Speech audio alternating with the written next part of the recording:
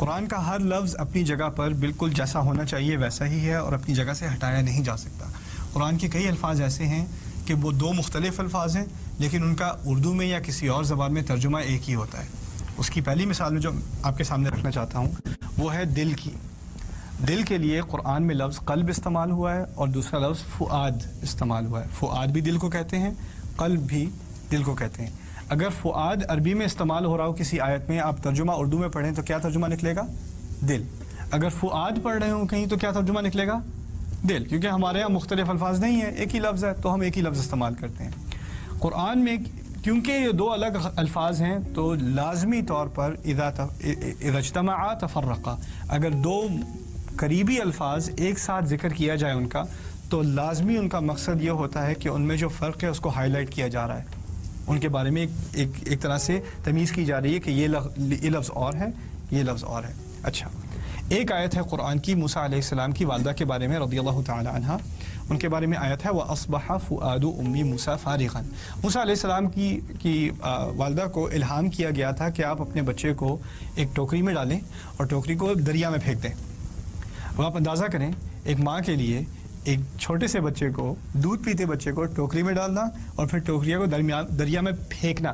دریا میں آرام سے نہیں ڈالنا, القیہ فی الیم, پھینکو اٹھا کے اس کو دریا میں, پھینکو اٹھا کے. یہ آسان کام ہے؟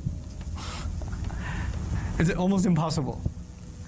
Almost impossible. اچھا وہ کر چکی وہ کام, کسی نہ کسی طرح ان میں ہمت آئی, انہوں نے یہ کام کر لیا. اچھا اب کیونکہ دریا ہے تو ٹوکری ایک ہی جگہ رہے گی کہ چلتی رہے گی؟ چلتی رہے گی اور اتنی دور جائے گی کہ اب نظر بھی نہیں آ رہی.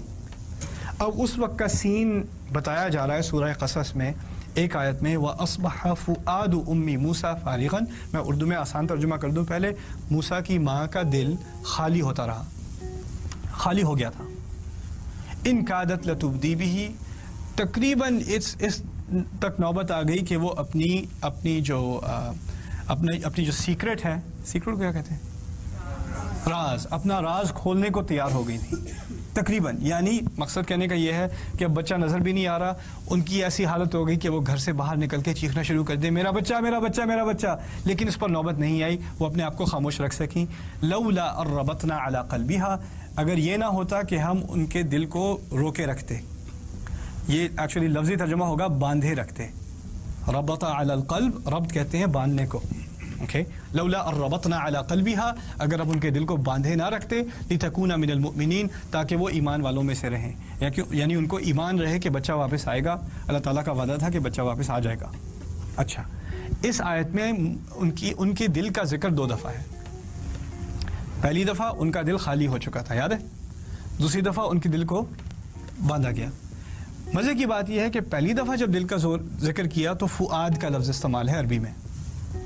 دوسری دفعہ جب اسی دل کا ذکر ہے, اسی عورت کا ذکر ہے, اسی کے دل کا ذکر ہے, قلب کا لفظ استعمال ہے. تو ایک دفعہ فؤاد اور دوسری دفعہ قلب. اردو ترجمے میں یہ بات واضح ہے کہ نہیں؟ اردو ترجمے میں ان کا دل خالی ہو گیا اور ان کے دل کو باندھا گیا. دل اور دل ایک ہی لفظ استعمال ہوا ہے, ٹھیک ہے نا. تو اردو میں اور کسی بھی اور ترجمے میں, انگلش میں ہارٹ اینڈ ہارٹ, کوئی ترجمے میں فرق پتہ نہیں چلے گا آپ کو. اگر فرق ہے تو عربی میں ہے, فرق ہے تو عربی میں ہے, تو اس کو سمجھنے کی کوشش کریں. اب فؤاد اصل میں عام لفظ نہیں ہے دل کا. فؤاد کہتے ہیں ایسے گوشت کے ٹکڑے کو جو آگ میں پڑا ہوا ہو, اسے فؤاد کہتے ہیں. یہاں تک کہ باربیکیو جو میٹ ہوتا ہے نا آپ کا, اسے لحم فعید کہتے ہیں. فؤاد سے ہی نکلتا ہے وہ لحم فعید, ایسا گوشت جو آگ میں پڑا ہوا ہو.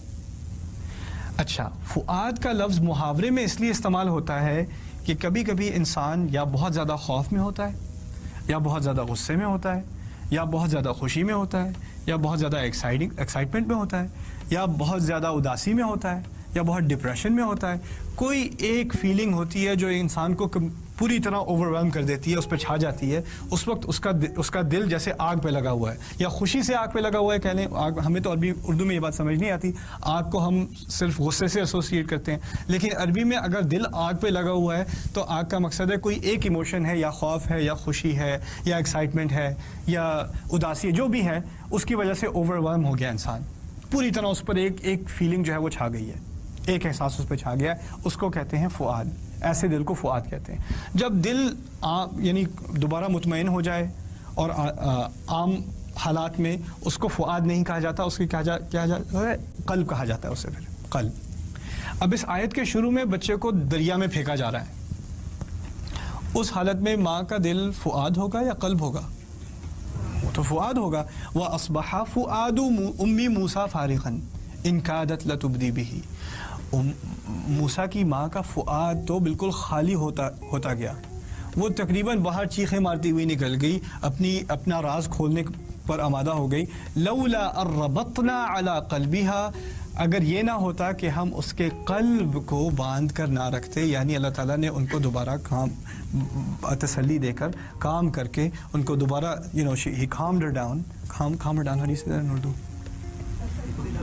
اطمینان کر کے، اطمینان دے کے ان کو دوبارہ مطمئن کر کے، اگر ان کو تسلی نہ دی ہوتی تو وہ فؤاد کا فؤاد ہی رہتا، اور اگر فؤاد ہی رہتا تو وہ باہر آ کے سب کو بتا دیتی کہ یہ میرا بچہ ہے، اور بچہ سروائیو نہ کرتا۔ اللہ تعالیٰ نے غیر عادی طور پر ان کو تسلی دی، اس سچویشن میں ان کو تسلی دی۔ اس میں بہت سارے دروس ہیں۔ ایک چھوٹی سی بات میں کر دوں ابھی، وہ یہ ہے کہ ہماری زندگی میں کبھی کبھی ایسی سچویشن آتی ہے، ایسے حالات آتے ہیں کہ ہمارا دل بالکل فؤاد بن جاتا ہے، یا غصے سے، یا اداسی سے، یا کسی حادثے کی وجہ سے، کسی خبر کی وجہ سے دل ایک دم سے بالکل اوور ویلم ہو جاتا ہے۔ اور ان حالات میں کیونکہ یہ نبی نہیں ہے، یہ عام عورت ہے، یہ صحابیہ تو ہیں لیکن پھر بھی نبی نہیں ہے، اور اس ربط القلب کا ذکر کئی مرتبہ قرآن میں ہے اور کئی مرتبہ غیر نبی کے لیے ہے۔ مقصد یہ ہے کہ یہ تحفہ اللہ تعالیٰ صرف انبیاء کو نہیں دیتا، یہ ہر مسلمان کے لیے اللہ تعالیٰ کی طرف سے تحفہ ہے۔ اگر اللہ تعالیٰ کی طرف سے دل کا اطمینان ڈھونڈو گے کسی مشکل حالت میں تو ملے گا۔ اللہ تعالیٰ سے صرف دل کا اطمینان اس وقت نہیں آتا کہ جب آپ ذکر کریں اور اللہ تعالیٰ کی یاد میں کریں، لیکن جب آپ کے مسائل چل رہے ہوں گھر میں، یا کوئی مسئلہ ہو آپ کی صحت کا، کوئی اور مسئلہ ہو، اور آپ کو دل کا اطمینان چاہیے، اس وقت بھی اطمینان اللہ تعالیٰ کی طرف سے آئے گا۔ لولا